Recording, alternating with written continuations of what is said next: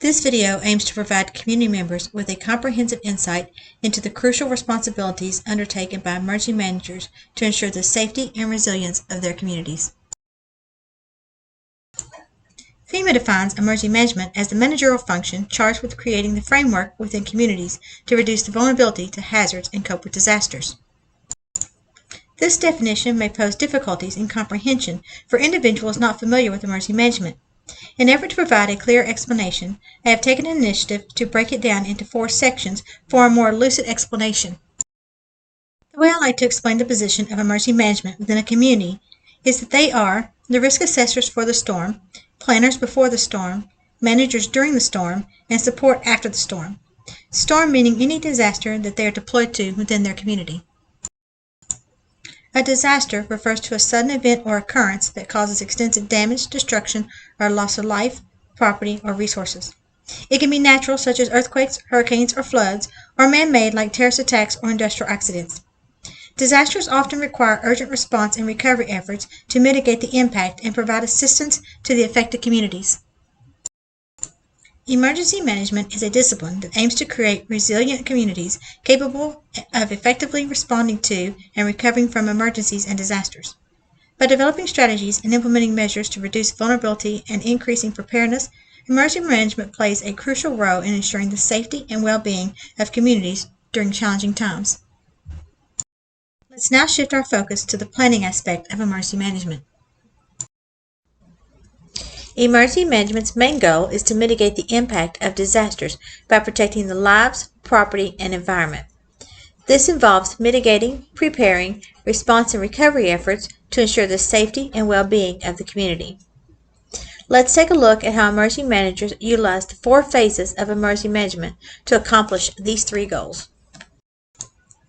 The 4-phase program followed by emergency management professionals include mitigating risk and hazards to minimize their impact, preparing for emergencies through planning and training, responding to crisis by implementing emergency operations and mobilizing resources, and finally, recovering from the aftermath and restoring essential services and supporting affected communities. This cyclic approach ensures a comprehensive and efficient response to emergencies. Let's examine each phase and how they are utilized by emergency management. During the mitigation phase, emergency managers identify risk in the community. Every community encounters unique risks and dangers, whether they are caused by natural or human activities.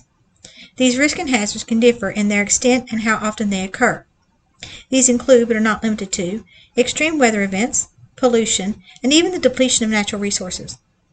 It is important for communities to assess their specific risks and hazards in order to develop an effective strategy to minimize their impact.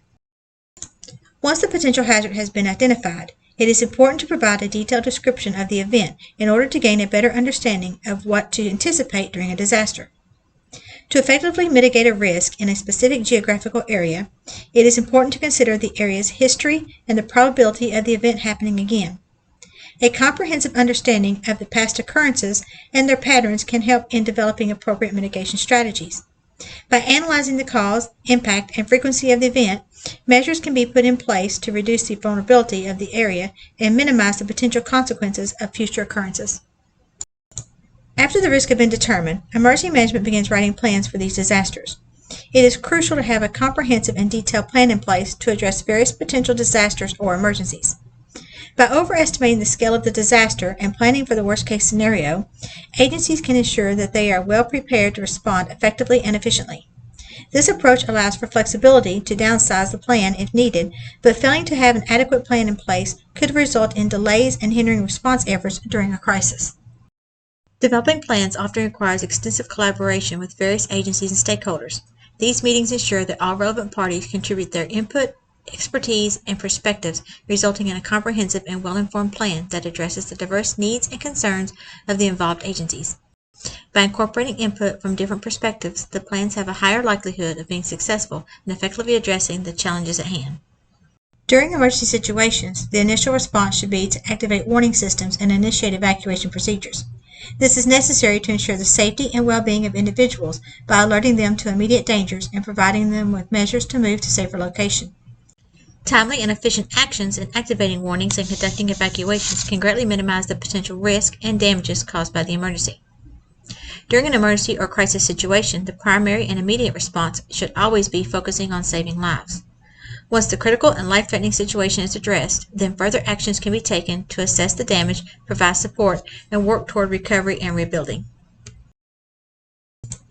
In the recovery stage, emergency management's goal is to return a community to the state of normalcy as quickly and effectively as possible, while also implementing measures to mitigate future risk. Recovery may involve housing solutions, repairs to infrastructure, providing assistance to affected individuals and businesses, and restoring essential services such as power, water, and transportation. Recovery from a major incident could take months or even years.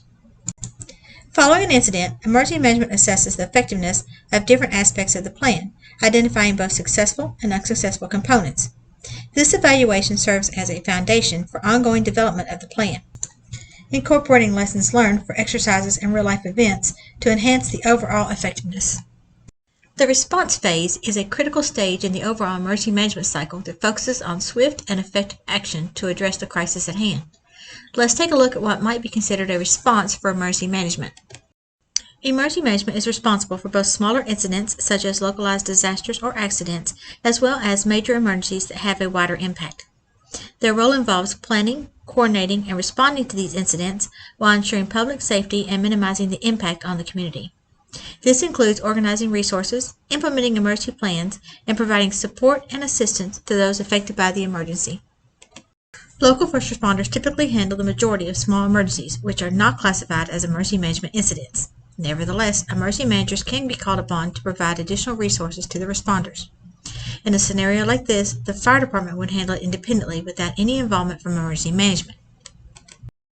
However, when a small emergency becomes a big enough event that it outgrows the local first responding agencies, emergency management will make arrangements for additional resources and support from surrounding counties or higher-level state emergency management agencies. State agencies may call for additional resources from federal agencies. These higher-level agencies have the capacity to provide the necessary expertise, personnel, and equipment to effectively handle larger emergencies and ensure the safety and well-being of the affected population. Collaboration among all agencies involved is crucial to ensure a coordinated and efficient response to the emergency. Sometimes emergency management response is determined by the potential impact on the environment rather than the magnitude of the incident. If a leak can be quickly and easily contained or cleaned up without causing harm to the environment, emergency management would not necessarily get involved. However, if the leak has a potential to pose a significant threat to the environment, emergency management would take action to mitigate the damage and protect the environment. So what is the difference between emergency management and the Federal Emergency Management Agency, better known as FEMA? Emergency management is primarily focused on local and regional levels, involving the coordination and preparedness efforts of local governments, first responding agencies, and communities. FEMA, in contrast, operates at a national level and works in partnership with local entities to provide support, resources, and assistance during and after emergencies. FEMA plays a crucial role in coordinating federal response and recovery efforts while also providing guidance and resources to enhance local emergency management capabilities.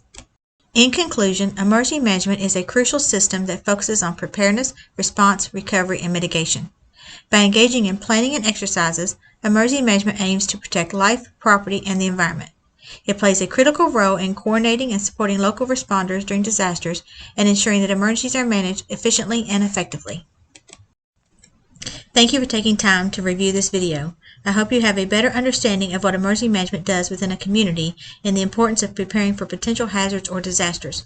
If you have any further questions about emergency management in your community, reach out to your local emergency management agency.